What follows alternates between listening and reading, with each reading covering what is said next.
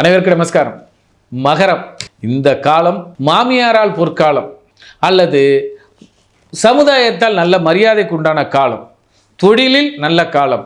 அதாவது நல்லா புரிஞ்சுங்க, கஷ்டப்பட்டது நீங்கள் என்றோ கஷ்டப்பட்டதற்கான பலன் இப்பொழுது கிடைக்கும்.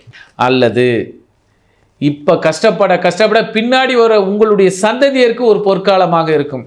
எங்கள் அப்பா விதை நட்டுட்டு போனார், இந்த மரம் எங்கள் அப்பா வச்சுது, அப்பா இறைவா 10 இலையுறு குடிக்கிறோம், இந்த மரத்து நிலையில் உட்கார்ந்துருக்கோம், இந்த வீடு கட்டி இருக்கிறார், இந்த வீட்டில் நம்ம உட்கார்ந்துருக்கோம். இன்று நீங்கள் பட்ட கஷ்டத்திற்கு நாளை உங்களுடைய பேரப்பிள்ளைகள் சந்தோஷத்தை அனுபவிக்கும் காலம். அல்லது உங்களுடைய தாத்தாக்கள் செய்த நல்ல வினையினால் இப்பொழுது சந்தோஷப்படுவீர்கள், சந்தோஷத்தை அனுபவிப்பீர்கள். உதாரணம், மனைவி வழி உறவினாலும் சரி, அல்லது அரசாங்க வழி உறவினாலும் சரி, அல்லது தொழில் மாமியார் இவர்கள் வழியாக. இப்போ பாருங்க, ஃபைனான்ஸ் தொழில் பக்கவாக இருக்கும். வட்டிக்கு விடுறவங்க அத்தனை பேருமே செம்மையாக வட்டி விட்டு கரெக்டாக ஒரு டேலி பண்ணி ஒரு அமௌண்ட் நிறுத்திருப்பாங்க. இந்த வருஷத்தோட லாபம் இல்லது 10 லட்சம் போட்டோம், இந்த 10 லட்சத்துக்கு 5 லட்சம் வந்தது, அப்படி என்று பணத்தை பெருக்குகின்ற காலம் இந்த காலம் மகரத்திற்கு. அதனால் உங்கள் பணத்தை எப்படி இரட்டிப்பு ஆக்கலாம், எப்படி பெருக்கி வைக்கலாம், எப்படி அந்த பணத்தால் ஒரு வீடு வாங்கலாம்.